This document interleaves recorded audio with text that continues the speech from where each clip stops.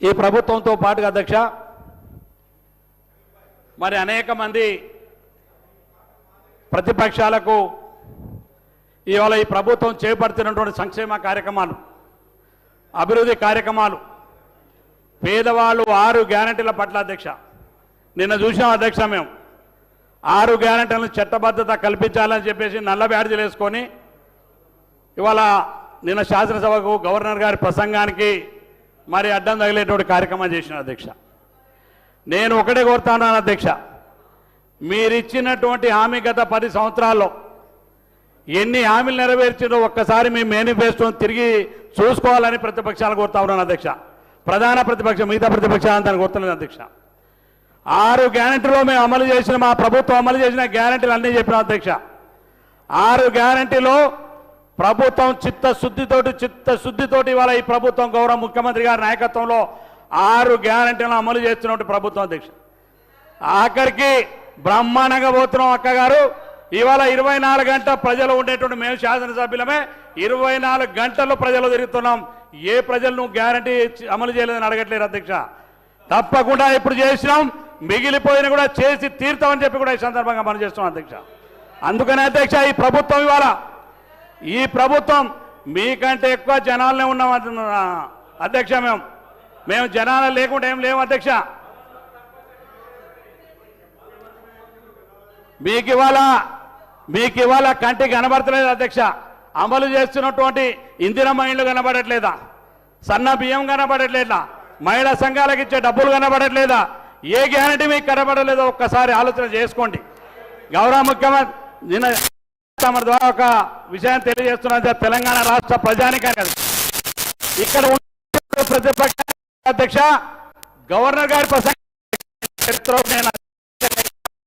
కాదు. నేను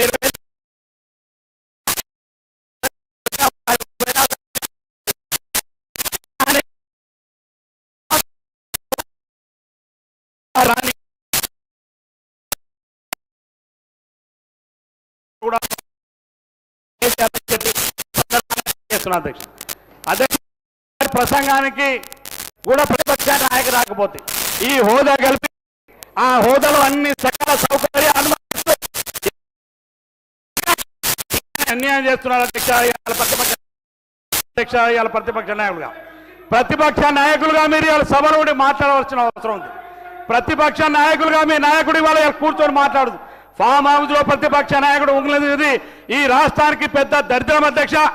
ఈ రాష్ట్రం మీ జీత భత్యాలు భరిస్తున్నట్టు పన్నులతో కట్టిస్తున్నట్టు మీ ప్రతిపక్ష నాయకులు ఇలా ఫామ్ హౌస్ లో పడుకోవడం చాలా దురదృష్టం అని చెప్పి ఈ సందర్భంగా తెలియజేస్తున్నారు అధ్యక్ష. అందుకనే అధ్యక్ష ఇవాళ మీకు నైతికమైనటువంటి హక్కు లేదు.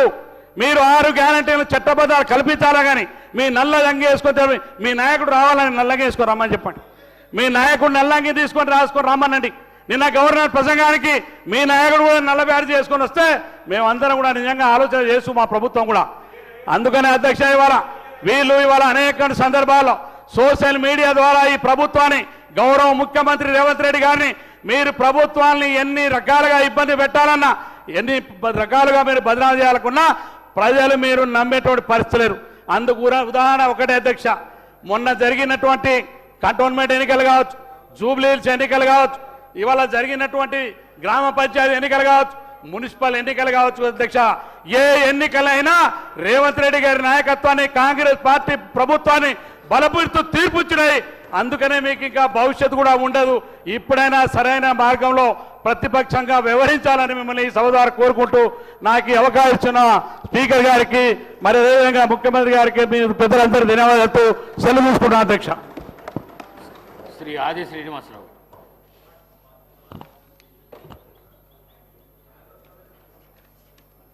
అధ్యక్ష